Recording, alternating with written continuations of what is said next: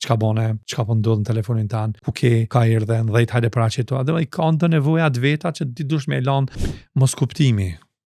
Tash nëse pyet një adoleshent cili është problemi jot me ana familjes, kërkush nuk po më kupton. Kërkush nuk po e din çka unë po du me thonë. Kështu që sanin e parë ose gabimin e parë që prindët e bojnë është me arrit mi kuptu. Mi po do të më diferencu prindrit, do të më nda për qësaj pjesës.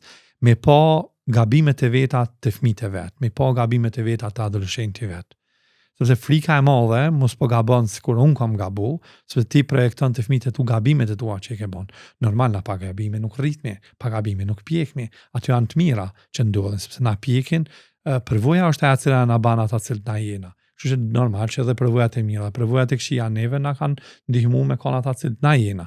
Kështu që do të më diferencu fillimisht prindrit me projektu veten e vet tek fëmijët e vet. Dhe kur ti diferencohesh edhe sheh ata si individ, atëherë i ke jap mundësinë e parë që ai mu pavarësu. Kërkesa kryesore e adoleshentëve është mu pavarësu, me kon i lirë. Edhe thot sa mirë kur ti bajnë 18 vjet, kërkush s'ka më përzi, edhe unë kam e pas botën tem. Mirë po në realitet po flet për një nevojë tina që ka nevojë me kon i lirë. Pse nuk është i lirë? Sepse ka prind vazhdimisht që i qëndrojnë mbi kry.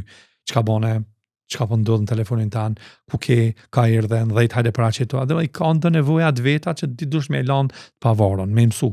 Çka kishe me lan kryesisht ose fillimisht pavarën është me lan me kon ai pavarën në kuptimin kur flet me ty, me kon i lirë kur flet me ty.